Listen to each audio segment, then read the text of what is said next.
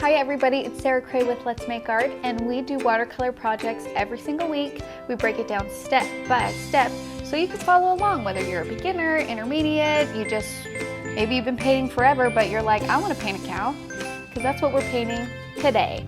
Ba-bam! We went with two different sounds. I apologize. Don't apologize. I didn't give you any warning. No one knew what was going to happen. I just threw in the ba-bam. I heard the ba-bam. I didn't even register it. There was a pause. You had time. I was pausing myself, so. So this is a Jersey cow. This is what we're painting today. It is a lot of fun, but the funny thing about it is brown and black, and we don't have those colors in our box, which is just great, because I'm going to show you guys how to mix those colors. For our steps, we have 6 steps. So the first thing that we are going to do is put in the darker values on the head. So if you look kind of outside by the eyes, in the middle where there's kind of like a gathering or a tuft of hair, and at the top, and then we're going to blend that out as step 2. Step 3, we're going to put in our nose and our eyes. Step 4, we're going to do the shadows on the white part of the face and the nose. Step 5, we are going to do the body. And step 6 is details. So those are the 6 steps. Also, I would like to say that there are multiple ways where you can approach the same painting. I'm merely teaching you one of them. So if you feel better about maybe putting those steps out of order, do that. It's your painting. You have the right to do that. There's, as my grandma likes to say, there's more than one way to skin a cat. That is true. It is true. The cat has just been abused at that point, but yes. Oh. Poor cat. Oh. PETA, I'm sorry. Okay, so we are using 5 colors today, and the reason why we're using so many colors is because we have to mix all of our colors. So our very first color we have is lemon yellow. Our second color we have is yellow ochre. Our third color that we have is space blue. Our fourth color that we have is orchid. Can they still see down here pretty good? And our last color that we have is pine green. So 1, 2, 3, 4, 5 colors. If you don't have our kits or our subscription, you can absolutely still paint with us. You're basically looking for a yellow. Yellow ochre is actually a pretty universal color that you would be able to find. A darker blue, a pinky purple, and a cool green. And by cool, it's like has a blue feel to it. Okay, so let's get started. I'm going to start with putting in the darker values. So I need to mix a dark brown. Now, if you do not have a color wheel next to you or have one made or whatever, I would highly suggest making one really quick. All you do is you make a circle with 6 spaces and then just do red, orange, yellow, green, blue, purple. Because in order to mix colors, we need to know what their complements are. And so this is a great little reference to have next to you as we're doing this project. And I'll refer to mine too, but that way you have a visual of what I'm talking about. So, oh, I got excited. I got water drops all over that paper. Okay. Makes it unique. Oh, I'm using a round 6 and a round 2. Nice. Round 6, round 2 brushes. They're the Princeton Heritage 4050 series. Wonderful, wonderful brushes. Great quality. Highly recommend them. You can get them at letsmakeart.com if you don't know where you can find them. Okay, so I'm going to mix a dark brown. So I'm going to grab some of my yellow ochre and put it in the middle. And then I want to darken it, so I'm going to start adding darker valued colors to it to deepen the color. So I'm going to add some of the orchid. Now I added orchid and it changed it red, right? Because that's more of a pink color and we mix it with yellow. So the opposite of red, and we want to tone down that red. So the opposite of red is green. So I'm going to grab some of this pine green, throw that in there. Okay, now we have this really kind of bluish, greenish brown. okay? So this is a pretty dark color. Maybe too dark because I still want it to have a brown feel. So I'm gonna grab a little bit of lemon yellow. Okay, now it still is feeling really green. And this is where mixing colors can sometimes get frustrating because now it's too green. That's fine. Grab some orchid because that's acting as our red. Put that back in. Maybe another swoop. And then I'm going to do another swoop of yellow ochre to warm it up. There we go. This is kind of that dark brown color we're looking for because it has warm undertones. So when we're mixing the browns, especially dark browns, we want them to have undertones of yellow or orange or red. When we're mixing our black undertones, that's when we kind of want more undertones of cooler colors like blue or purple or maybe green. So it just gives us a different temperature feel of the colors. And of course you can keep messing with it till it's fine, and that's all it is just kind of like looking at the color chart and keep just adding things to it. Okay, so now I got my dark brown and I'm going to go in and first I'm going to start with the middle of the nose, or I'm just going to kind of follow these marks and I'm just kind of do dashes in the middle. And this is kind of where all of the hair on this cow, it kind of gathers right in the middle, and it has just a little tuft right in the middle of their face right there. Jersey cows do. And then there's also a darker shadow by the eye sockets. So I'm going to put that in, like so. And then they also have like tufts of hair at the very top. So I'm going to put those in. In my dreams, I think that someone will put a hard part on one of their cows. Just a nice, good hairstyle. Like a nice, like a comb over a little bit. Spring it over. And then there's a little bit kind of down here, here. Okay, so here are our dark values, okay? What? Here are our dork colors. Did I say that? I felt like you did. It made me happy.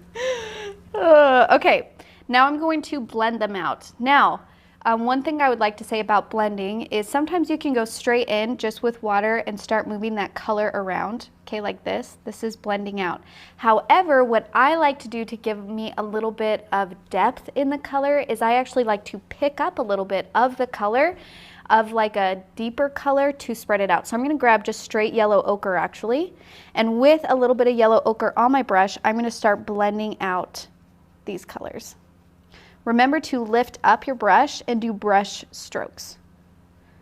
Remember to grab water and use water to spread out the color. And the reason why you want to lift up and the reason why you want to use water is because it will give you different values by doing that. And that's pretty much what we want, is we want different values. We want lights and darks, we want highlights, we want it uneven because that's actually how we see things in nature. But if you're not used to painting, your brain is going to tell you to just do a completely even, back and forth, smooth wash across the entire thing. We don't want that. That's going to flatten whatever it is we're painting.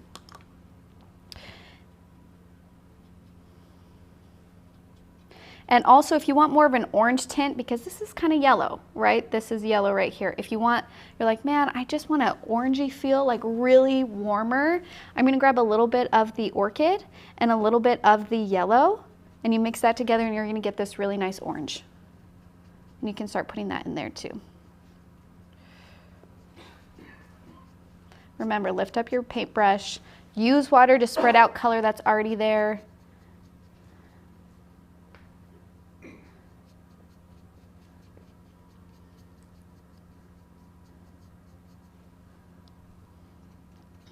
And then what I like to do, because you guys know me, you know that I love color, is I actually like to do, when it's nice and wet like this, I like to do drops of strong color while it's nice and wet. Because even though you're like, man, that's a super bright yellow that you just put in there, you're right, it is. But I feel like when you are willing to take chances and drop in strong color, it just makes your painting more like visually interesting and like brighter. Some people aren't into those kinds of things where they don't love super saturated colors and they love kind of desaturated colors. That is totally okay. That's your personal preference. So you don't have to do that part if you don't like it.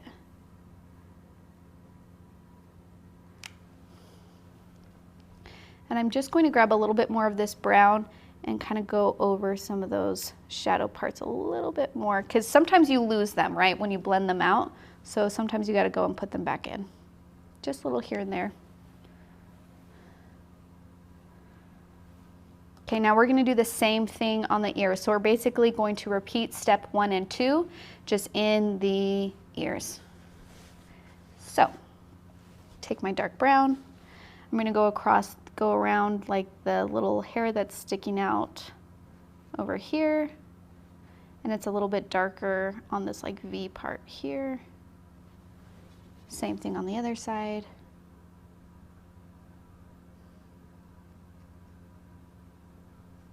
And again, I would like to say that this outline is just a guide. If you go past it, if you blend around it, if you mess up, it's really not a huge deal at all. And don't feel like you can only stay within the lines that are drawn, because your painting is going to be unique to you. So if you got to go outside the lines a little bit, go outside the lines. What we don't want is we don't want it to feel like it's blocked, like the areas are blocked off. You know what I mean? We don't want it to be like a coloring book. We want it to have transitions. Now I'm leaving this space right here white that I have outlined because I'm actually going to put in a little bit of pink there after this dries. I don't want to do it quite yet because this the brown area is really wet, and so if I try and drop pink in there, it's going to like blend all over and it won't stay in the area that I want it to stay in. So again, I'm just dropping in some stronger color. You're going to get some really cool textures, and embrace those, okay? I dropped in some yellow ochre right here. It kind of blended out. I'm going to leave that. Even though that's a hard line, I kind of just like how that looks. So I'm just going to let that do its thing. Okay, let's move to the other ear. So I'm blending the color that's already there as well as laying down a little bit of a warmer color at the same time. Remember to use just water to spread out the color that's there.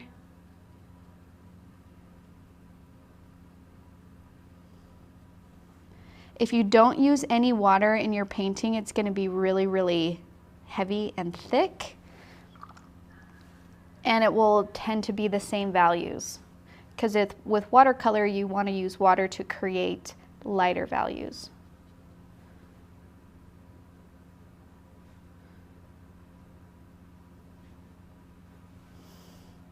Look at that guy.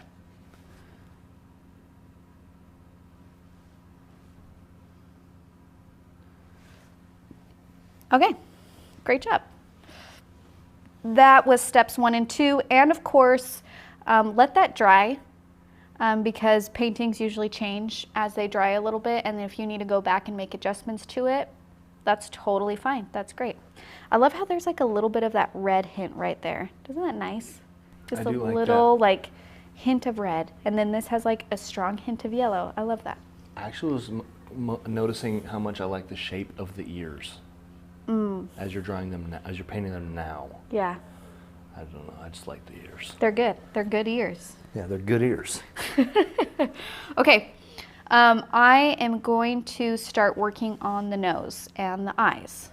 I'm going to start on the nose first because if I do the eyes, what's around the eyes is the ears, right? And that's pretty wet. So if I accidentally hit my dark, like black that I'm going to mix against that, it will bleed out. So I'm going to give that a second. And we'll mix a dark color. Can I leave that there? Is that okay? Yeah, that's fine. Can they still, what if I put it up here? Could they still see it? Yeah. Okay, what if I put it down here? Yes. Okay, so now when I'm trying to mix black colors, I pretty much just start mixing all the colors and then make adjustments as I go. So I'm gonna grab some orchid, some pine, that made blue. Okay, the opposite of blue is orange. I don't have straight orange, but I can mix orange by mixing my yellow and my orchid together, which is what I'm going to do. So I'm going to grab some yellow and grab some of that, and it kind of made an orange color. I'll mix that in. Yep, that's looking good. I'm going to put in some blue just to darken it up. I actually think that's a really good dark. I mean, it does have a blue undertone, but that's okay. That's kind of what I want with my black. And just so you know, because we're mixing these colors, all of our dark colors are going to have different undertones than each other. That's okay. Like if you look at my reference photo, it kind of has I see undertones of green and a little bit of purple. Those are the undertones that I see on my nose, and that's okay. This one, it's reading a little bit more blue. That's okay too. And this is where I think mixing colors is really wonderful, because you're going to get depth by mixing the black instead of using straight black. When you use straight black on colors, which I don't think is a huge deal, I think it just depends on what you want to do. Whenever you add a little bit of water to it, it's just going to be gray. But when you mix your dark colors and you mix your blacks, when you add water to it, it has hints of other colors. And so it kind of creates this, I know I keep on saying depth, but that's what I'm thinking of, is it has a richness to it, where when you're using just black and add water, the gray is like it kind of flattens it because it's just gray. You know what I'm saying? Okay, so I'm going to take this dark mixture and I'm going to go along the bottom of the nose here and work on the out. This is the darkest part here. It's kind of like a V.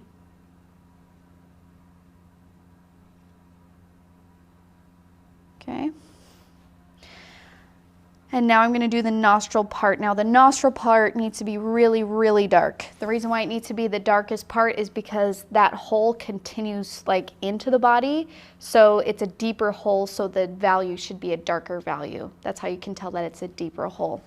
So if you got to add a little bit more paint, ooh, that's a good color. I'm gonna do that one. It might help if you show them your nostrils. In the close-up. No, I'm not gonna do that. I thought about it and then I was just I know like, you did. That I'm like, that is crossing the line. See, I'm a little bit professional still. Wait till the live. Okay, I'm gonna leave a really thin white space in between this black part I just painted and the nostrils. And put in, now I'm gonna keep it mainly towards the inside of the nose, because it transitions out. That hole is deep, but it's only deep in the part that goes all the way through, and then it transitions to like just the other side of the nostril that doesn't go all the way through. Does that make sense? Like, it might make more sense if you think about it with your ear. There's a part of your ear that goes all the way in, but then there's parts that don't go all the way in but are still deeper than your face. Yes, that makes sense. Okay. So I'm going to let that dry for a second. I'm going to rinse my brush, and I'm going to take the color that I already used for this V part and fill in this middle part here. I'm just going to push that color. My brush was just damp. I didn't have any color on it. And so what we're trying to get is a slightly lighter value in between here. And then this area up here is dark. This like circle that I have at the top, this is a little bit darker, so I'm going to put that in there. Okay. And then, because this is a really hard line right here, I want to take my brush and just lightly blend out so it's not like a hard line. Does that make sense? Yes, it does. We want it to like transition a little bit. So whenever we want an area that needs to transition, we got to introduce a little bit of color in there, or a little bit of value. Have you ever let a cow lick your hand? No. How does it feel? It's really rough. Yeah? Yeah. Interesting. And then on the opposite side, our yellow part on the nose, I want to softly kind of blend down just a little bit. Just a little bit. Because I don't want the space, this white space, to be too huge. So I'm just gonna move up some of that color. There we go, that feels better. And then the nostrils, I'm gonna do the same thing. They've had a second to dry. I'm just gonna take my damp brush and move this color. But you want the inside of the nostril, the parts that's closest to the middle, to be the darkest value, because that's where the hole goes all the way through. Now, we left a really thin white line in between our nose and our nostril, right? But this white is too thick, okay? It's almost distracting. So I'm gonna give that a second to dry, and then I'm gonna go back in and tighten up that line so it's like barely there. If you see on our reference photo, it's almost like a highlight just right there. And that's what we want. We wanna show that there's an edge, because the front of the nose is closest to us than the nostril of the nose, so we need to say that they're on two different planes. So we're just gonna slightly highlight that edge, and that way it will communicate to our viewer that it's not just flat. But we want that to dry for a second. So what we are going to do, I'm actually going to darken the bottom lip just with the damp brush. I'm taking the color that's already there. It's just gonna be like a light gray or whatever undertone your dark color is. Am I speaking too fast? No, you're doing just fine. Okay. Are you out of breath? I just felt like I had to take a deep breath, and usually that happens when I speak a lot very quickly. Or when you're getting sick. Or when I'm getting sick. Or when I'm pregnant, which somebody said on one of my videos. Oh no. They're like deep breaths and not feeling well. Somebody must be pregnant, and I was like, no. You take that back. Like, I'm not. Okay, now we're gonna do the eyes. So the eyes on the cow are interesting in the same way where we have the black nose and the nostril. The eye of this cow is gonna be black, but then also there are black eyelashes and like a little black, they almost look like they have eyeliner, I feel. So how do we separate those two things since they're both really dark values? Well, you're gonna leave a really thin edge between the eyeball and the eyelashes, similar to how we did the nostril and the nose, okay? So I am going to go in with my very dark color. Now, sometimes with watercolor, it's hard to get a super, super dark black or dark value because you have to add water to it to get it to paint. What I like to do that I've noticed in order to keep values super dark is I will actually do a thin layer of water on the areas that I want it to be super dark. I'm going to do the eyeball. And this is maybe a little bit too heavy, so I'm going to pick up some extra water. So get that damp. And then I'm going to drop in the dark value. And usually, if you do water first and then drop in the black will stay darker than if you put it down at the same time. I don't know why, but that's what I've noticed.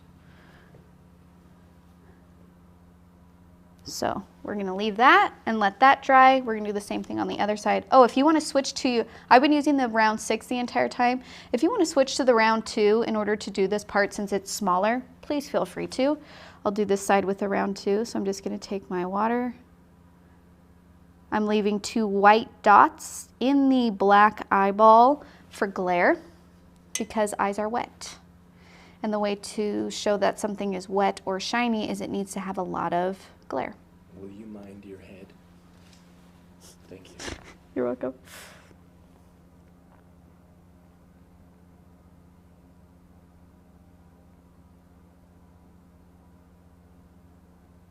I may just start yelling, heed! Heed! Move! Move, you nugget!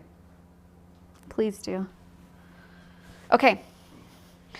I'm not going to do the eyelashes yet because the blacks of my eyes are very wet and I want to let those dry so they don't bleed out. So I'm going to move back to my nose.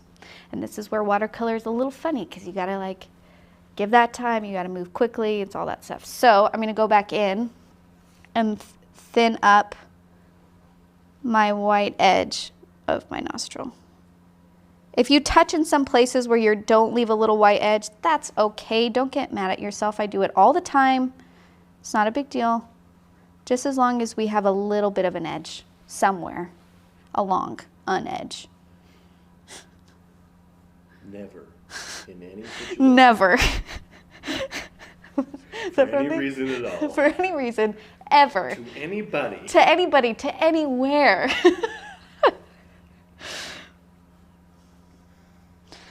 If Sue is watching, she'll get that reference because she loves The Office. We love Sue. And we love Sue.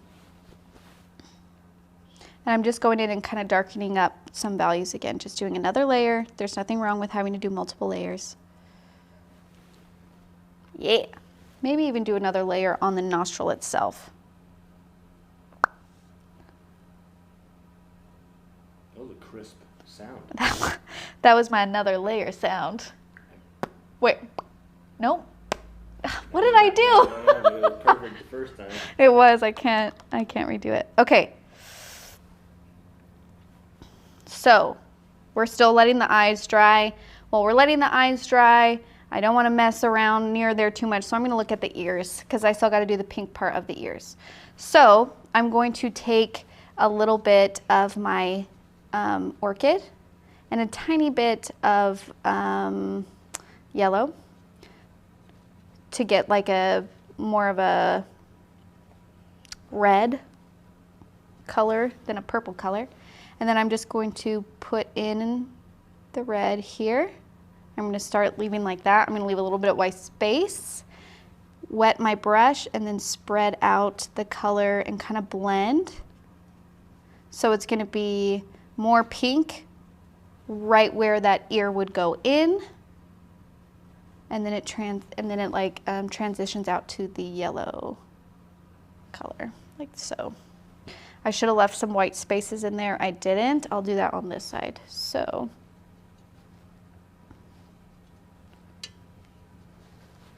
grab a little bit of pink. I'm going to lift my paintbrush up this time to leave some white spaces, just for highlights. Rinse my brush. Just use that color to spread it around.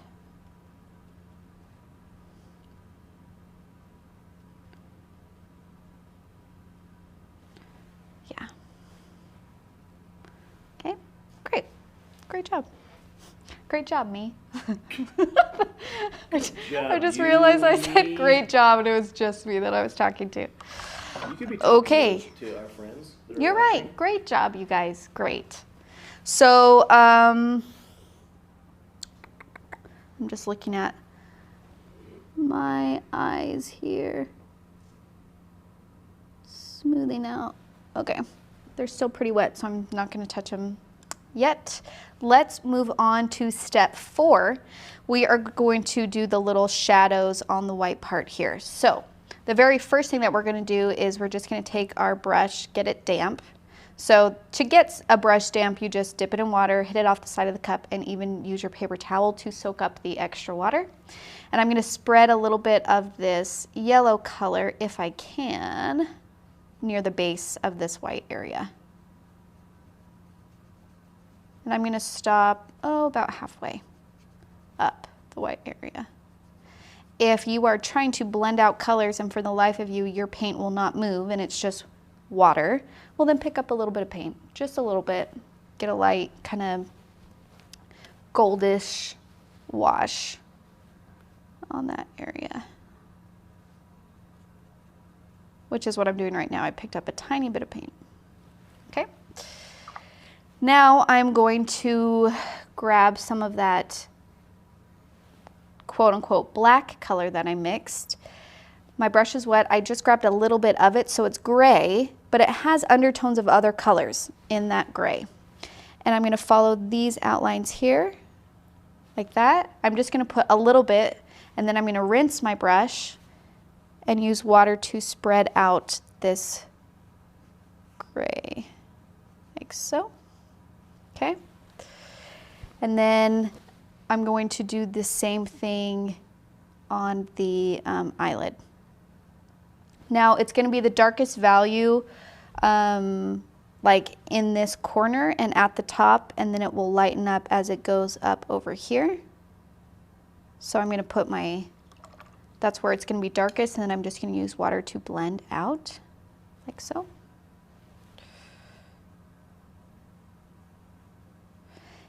And if you wanna finagle a little bit where you're just like, I wanna blend this brown or kind of darken this area or put a little bit more color there, do it. You have that right.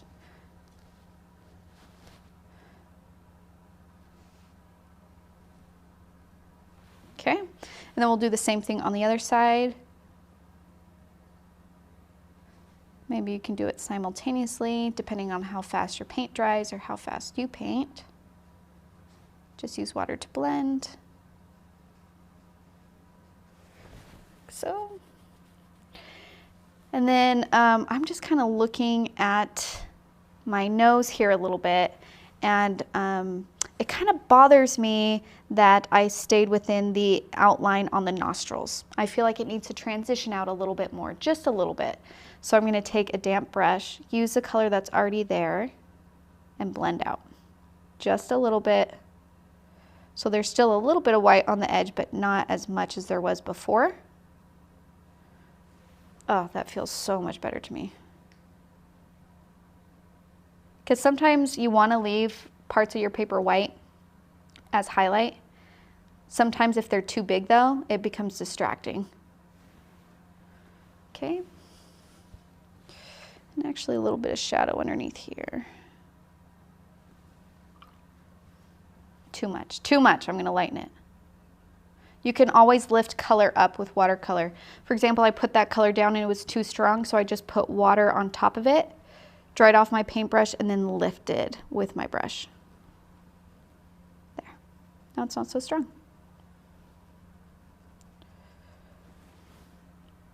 Okay. I just feel like doing another run of this gray underneath here. Okay, I love how that nose turned out so much. I like the purple undertones. Yeah, me too. Yeah. Okay. I think I'm ready to do the lashes now. So I'm going to use my round 2. I'm going to use my dark color. And there is the lashes underneath here, the bottom, okay? Leaving a really thin white line. Now because this paint is super concentrated, you might get slightly fuzzy edges. That's okay. So I'm leaving a really thin white line around the top part, and then I'm going to do my lashes. Ooh, fabulous. She fancy. Okay. Same thing on the other side.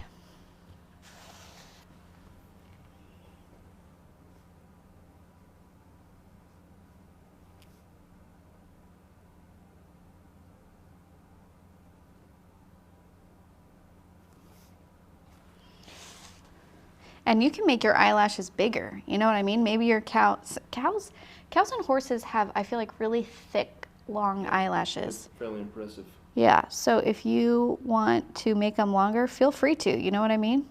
It's your painting.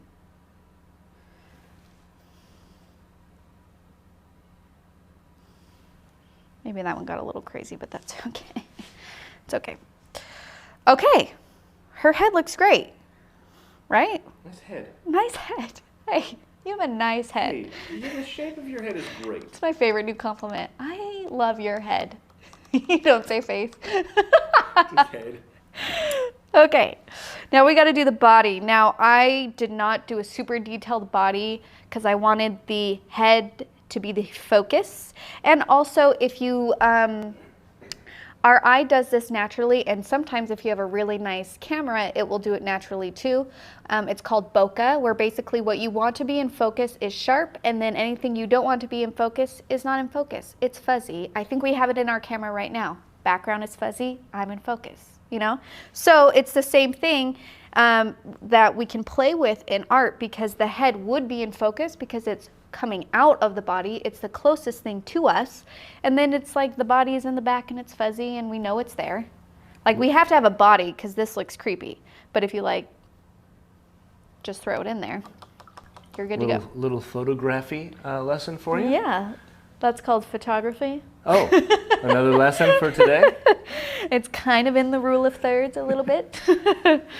Well, not totally. Okay, moving on.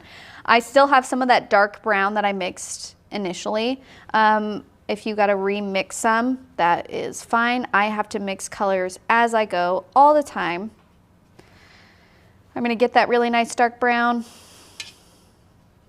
And then the part that is closest to the head, that's where the darkest value is going to be, because the head is casting a shadow on the body, and that is also how we create space in art. When we want to push something back, we give it a darker value. Now, that's not the same with color, because you might be like, well, the black, like black is the darkest value there is, but it's not pushing the eyes back. So you have to separate color from value when you're doing this. So I'm gonna grab my dark brown. I'm just gonna go along the body. I'm leaving a little thin white space in between the ear. You don't have to. I usually like to do that just for like, just in case, and then I can go back in and blend it out. Okay, it's gonna keep having that dark around the head. Okay. And now grab some water, grab some yellow ochre, start to blend out. You gotta work quick with this because the longer you wait to start blending, the harder it is to blend your color out. It needs warmer. I'm gonna get some more yellow. I'm gonna get some more ochre. Where did that go? Here it is.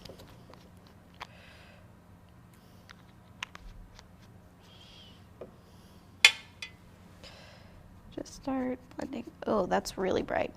Tone it down. I just put a little bit of orchid in there to tone down that super bright yellow I put down. And you can absolutely do layers on top of each other to tone things down. Also, if you have a larger paintbrush, a larger brush than a round 6, I'm using a round 6, but if you have like a round 10 or a round 8 or whatever, it's handy to use in this kind of situation because it's a large area that we're trying to paint kind of quickly.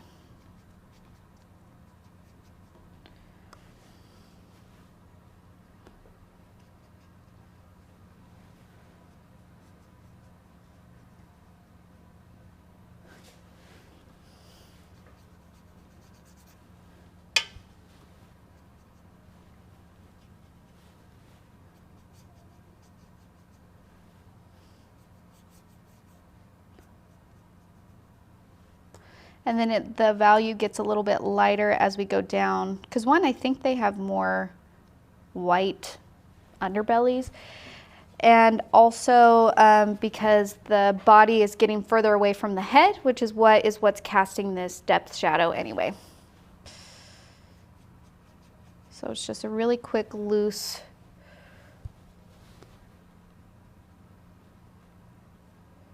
And you can have it go all the way to the edge of your paper, even if your outline doesn't go. And I'm going to tighten up around the ear a little bit more.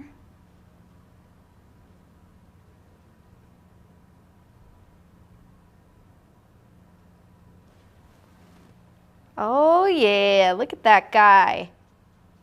Or do you think it's a girl? What do you think? I always think Jersey cows are girls. I don't know why. Are they? I don't think so. That can't be right. Can't be right. Please cut that out. I will not.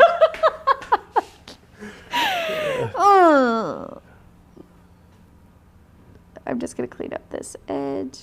They make me think of Anne of Green Gables. Yeah? Did you ever see that those shows? No, those movies? Oh, I feel like I read it when I was younger, but I could have just made that up. Wow.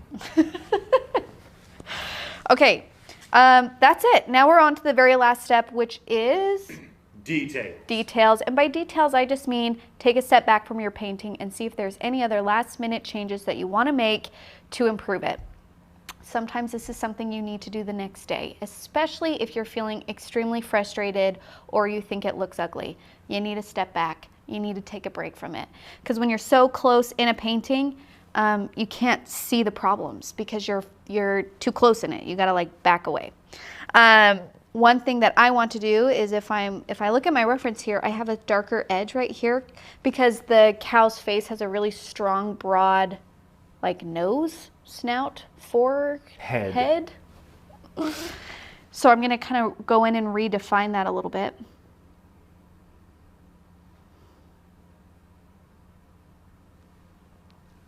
And then just gently blend. Like so. Yeah, that feels better. Oh, and one thing I am going to do is I'm going to blend out the bottom, the second smaller pupil just a little bit just by using water. Just a quick swish, swish, swish. Maybe not. There we go.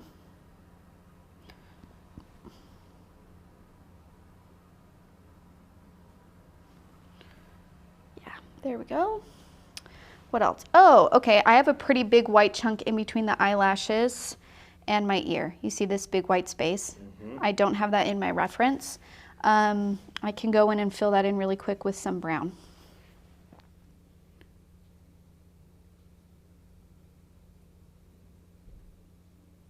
Okay.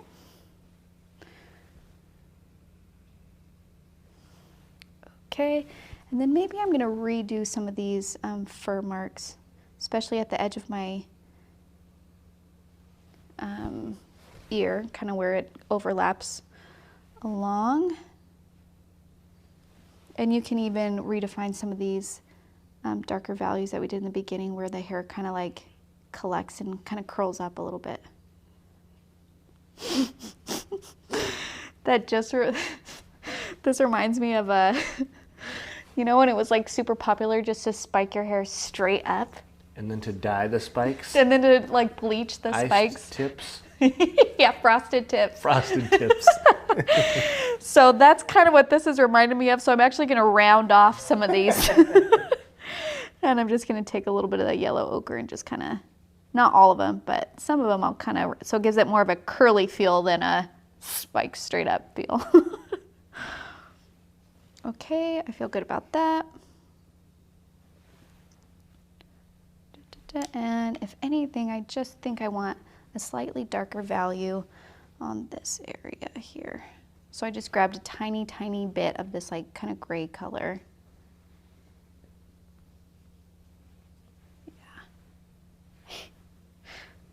Yeah. Yes. Yes. Okay. Keenan, what should we name her? Or him? Anne. Anne? Great. This is Anne. This is Anne. She's wonderful. She's fabulous. If you painted this project, please share it. I know it's so scary putting your art out there. It really is. It's a very vulnerable place to be.